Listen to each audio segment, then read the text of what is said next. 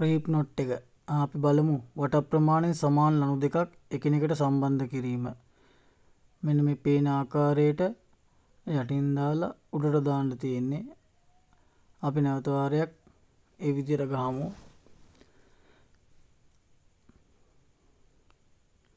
මෙන්න මෙහෙම අල්ලගත්ත ලණුව අල්ලගෙන යටින් උඩට දැම්මා. උඩට දාලා මේක වටේ වටයක් කරකෙව්වා. කරකවල ආයෙ උඩින් යටට දානවා. දාලා මේ දෙක අල්ලන් අදින්න තියෙනවා. ඒක තමයි රීප් නොට් එක.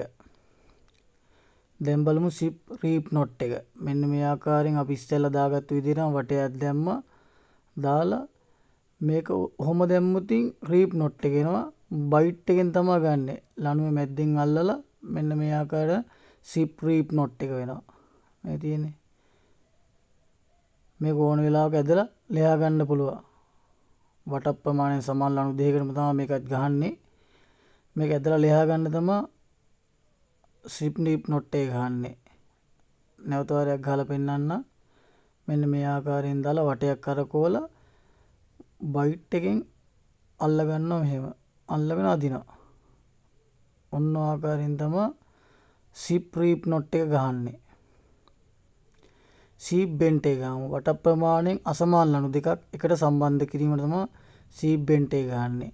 දැන් ඔයාලට පේනවා මෙන්න මේ ආකාරයෙන් දාලා අදින්න තියෙන්නේ. අර ඉස්සෙල්ලා වගේමයි වට ප්‍රමාණයෙන් සමාන ලණු දෙකක් ගහගත්ත විදිහටම හදාගත්ත කුඩා අයි එකක් මෙන්න මේ ආකාරයෙන් හදාගෙන යටට දැම්මා.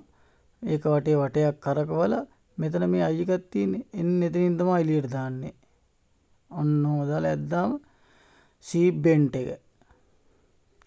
ඩබල් සීප් බෙන්ට් එකත් අර ඉස්සෙල්ලා සීප් බෙන්ට් එක ගහපු ආකාරයටම වටයක් කරකවලා එකක් දැම්මා. ඒක ඩබල් කරනවා. මෙන්න මේ ආකාරයෙන්. දාලා අර යටපොටෙන් තමයි අදින්නේ. මෙන්න මේ ආකාරයෙන්. ඩබල් සීප් බෙන්ට් එක. නැවත වාරයක් මම ගහලා පෙන්නන්නම්. මෙහෙම ලිස්සා මෙන්න මේ අයි එක හදාගෙන දැම්ම යටින් වටයක් කැරකෙව්වා. අර ඉස්සෙල්ලා සීප් බෙන්ට් එක ගහගත්ත විදිහටම දෙකක් අරන් දා ගන්නවා. මෙන්න මෙහෙම. මෙන්න මේ ආකාරයෙන් දෙකක් දාගත්ත පස්සේ මේක ඩබල් සීප් බෙන්ට් එක වෙනවා. ඔව් දැන් බලමු අපි ෆිගර් ඔෆ් 8 එක. බොලොක්කයක් තුලින් දුවන ලණුවක් తాවකාලිකව නවත්ත ගන්න තමයි මේ ෆිගර් ඔෆ් 8 එක ගහන්නේ. ඔන්න දැන් ආයෙ පාරක් ගහලා පෙන්නන්න. මෙන්න මෙහෙම අල්ලගත්තා. අල්ලගෙන වටයක් කරකුවා මේ ලණුව වටේ වටයක් කරකවලා අරගෙන ඉවරලා අර හදාගත්ත 6 ඉලක්කම මැද්දේ තියෙන්නේ. මෙන්න මෙතනින් මෙන්න මේ ආකාරයට දැම්මා. මේ තමයි ෆිගර් ඔෆ් 8 එක. දැන් ගහමු සිප් ෆිගර් ඔෆ් 8 එක. ඒ කියන්නේ ෆිගර් ඔෆ් 8 එක ගහලා හදිස්සියකට ලෙහා ගන්න පුළුවන් වෙන්න සිප් ෆිගර් ඔෆ් 8 එක ගන්නෙ. අර අවසානයේ එන්ඩ් එක දැම්මොතින් එහෙම ෆිගර් ඔෆ් 8 එක එනවා. බයිට් එක මැද්දෙන් අල්ලගෙන මෙන්න මේ ආකාරයෙන් ඇද්දාම ඒක සිප් ෆිගර් ඔෆ් 8 එක. මේ තියෙන්නේ ඕන වෙලාවක ලෙහා ගන්න පුළුවන් ටක් ගාලා. ඔන්න මම ආයෙ ගහලා පෙන්නන්න. මෙන්න මෙහෙම කරලා අල්ලගත්තා. වටයක් කරකුවා රෝප් එක වටේ.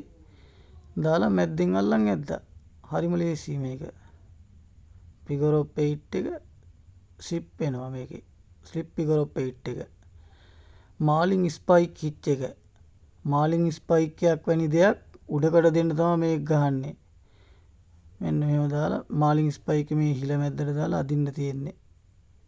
අන්න ඒ ආකාරයෙන් ඔන්න මෙහෙම වටයක් කරකුවා. දාලා අතනින් අල්ලගෙන ඇද්දා. මෙන්න මේ ආකාරයෙන් තමයි මාලින් ස්පයික් හිච් එක හැදෙන්නේ. මෙතන තමයි මාලින් ස්පයික් එක දාලා මේකෙන් ඇද්දට පස්සේ තද වෙනවා. ඔය තියෙන යටට තියෙන ලණුවෙන් ඇද්දාම තද වෙනවා. මෙන්න මේ ආකාරයෙන්. ක්ලෝ හිච් එක. බර යමක් එල්ල ගන්න තමයි මේක ගහන්නේ. මෙන්න මෙහෙම වටයක් කරකුවා මේ හිලාස්යෙන් දැම්මා. ලණු දෙකම එක තැනකින් යන්නේ. ක්ලෝ හිච් එක. මෙන්න මේ ආකාරයෙන් ක්ලෝ හිච් එක ගහ ගන්න පුළුවන්. ඔන්න ආයෙ බලන්න. මෙන්න මෙහෙම වටයක් කරකුවා. කරකවලා ඒ ලණුව මෙහා පැත්තට දාගත්තා. දාලා මෙතනින් පොඩි සිදුරක් වගේ තියෙන. එන්න එතනින් දාලා මේ දෙකෙන් දාලා අදින්න තියෙන්නේ. ඊළඟට අපි බලමු කැරීඩ් බෙන්ට් එක. මේක භාවිතා කරන්නේ රෝප් ඩම් එකකට රෝප් එකක් කොතා ගන්න. එහෙම නැත්නම් වින්ච් එකකින් රෝප් එකක් කොතා ගන්න. ඒ වගේ දෙයකට තමයි මේ කැරීඩ් බෙන්ට් එක භාවිතා කරන්නේ. දැන් ආයෙ ගහලා පෙන්නන්නම්. මෙන්න මේ ආකාරයෙන් මෙන්න මේ විදිහට ක්‍රොස් කරලා තියාගත්තා. හයි ඉලක්කම කෙදෙන්න. මෙන්න මේ ආකාරයෙන් යටින් දැම්මා. මේ රෝප් එකට යටින් ගත්තා. ඊට පස්සේ මේ උඩ රෝප් එක උඩනේ තියෙන එක යටින් දැම්මා. දාලා මේ හිලෙන් දාලා අදින්න තියෙන්නේ. මෙන්න මේ ආකාරයෙන් තමයි කැරීඩ් බෙන්ට් එක ගහන්නේ. ඩබල් කැරීඩ් බෙන්ට් එකත් ගහන්නේ අර පෙර සඳහන් කරපු දේවල් සඳහාමයි. මෙන්න මෙම හයි ඉලක්කම තියන් මේකේ වෙනසකට තියෙන මෙන්න මෙහෙම උඩින් තියා ගන්නවා රෝප් එක. උඩින් තියාගෙන අර රෝප් එකට යටින් දාලා මෙන්න මේ උඩින් තියාගත්තු රෝප් එක යට කරනවා. යට කළා ආයෙ අර හිලින් දාලා මෙන්න මෙතනින් අදිනවා. මේක තමයි ඩබල් කැරීඩ් බෙන්ට් එක. මෙන්න මේ ආකාරයෙන් තමයි ඩබල් කැරීඩ් බෙන්ට් එක ගහන්නේ. ඒක liwala දෙපැත්තට විපින් දෙකක් දානවා. ආයෙ ලෙහෙන්නේ නැහැ. අර ලොකු ගැටයක් ඇතෙන්නේ නැතුව යන්න තමයි මේ මෙන්න මේක භාවිතා කරන්නේ. මෙන්න මෙහෙම උඩින් තිබ්බා. තියලා අර යටින් ගිහලා තියෙන රෝප් එකට මෙන්න මේ යටින් දානවා. උඩින් තියෙන එකට උඩින් දානවා. දාලි වෙල්ල මෙන්න මේකෙන් දාලා ගන්න උඩට. මෙන්න මෙයා අතනින් ආය උඩින් දාපු රෝප් එක යට කරනවා. යට කළා මේ දෙක දෙපැත්තෙන් අල්ලගෙන පිපින් දෙයක් දාන්න තියෙන්නේ. මෙන්න මෙහෙම. රෝලින් හිච් එක. ටෝවින් හෝසරේට මැසෙන්ජර් ලයින් එක සම්බන්ධ කරන තමයි මේ රෝලින් හිච් එක භාවිතා කරන්නේ. මෙන්න මේ ආකාරයෙන් දිග පැත්ත යවඩ පැත්ත තමයි මේ ඇඟ පැත්ත තියෙන්නේ. ඒකල්ලිලා වට දෙකක් කැරකුවා යවන පැත්ත මෙන්න මේව කළා ඉස්සරහට තියාගත්තා. මේකෙන් හාෆ් හිච් එකක් ගහගත්තා. එකක් හෝ දෙකක් ගහ ගන්න පුළුවන් හාෆ් හිච්. මෙන්න මේව ගත්තා. හාෆ් හිච් එකයි තව හාෆ් හිච් එකක් ගහගත්තා. මෙන්න මේ ආකාරයෙන්. මේකට කියනවා රෝලින් හිච් එක කියලා. මෙන්න මේ ක්‍රොස් එක අනිවාර්යෙන් තියෙන්න ඕනේ.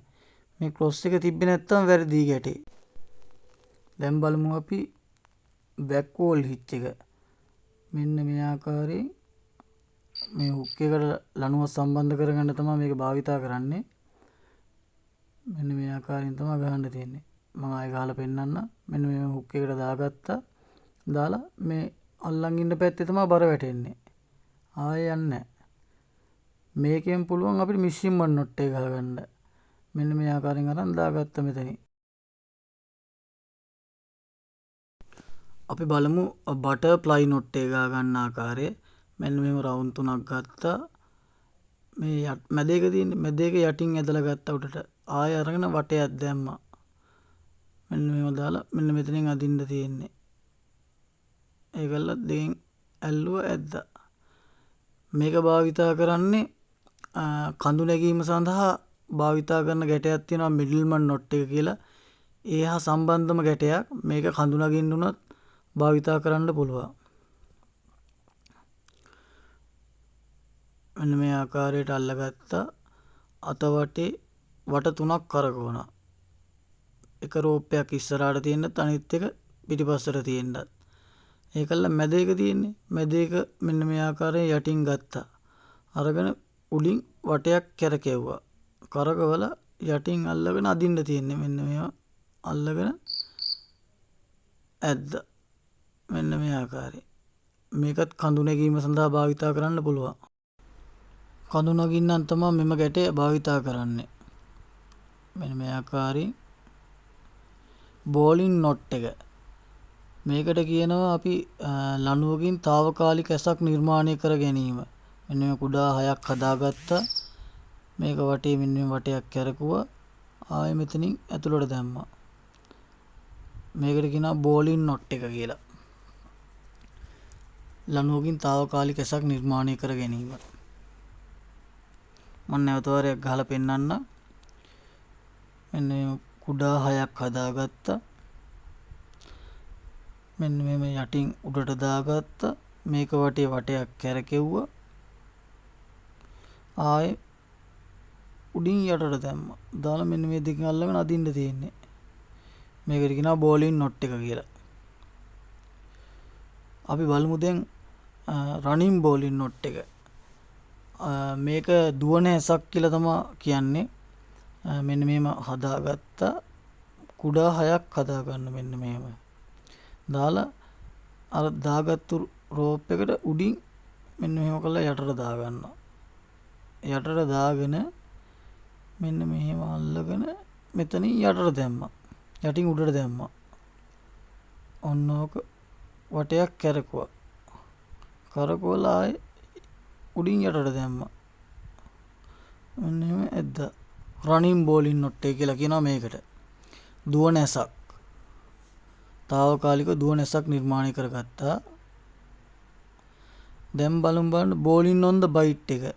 ලණුවක අග කෙරවලක් හොයාගන්න බැරි වෙච්ච අවස්ථාවක ලණුවක මැද්දෙන් බයිට් එකෙන් తాවකාලික ඇසක් නිර්මාණය කර ගැනීම. ඔබට මේ පේන ආකාරයට තමයි ඒක නිර්මාණය කරගන්න පුළුවන්. මම නැවත වාරයක් ගහලා පෙන්නන්නම්. මෙන්න මේ ආකාරයෙන් ගලව ගන්නවා ආපහු.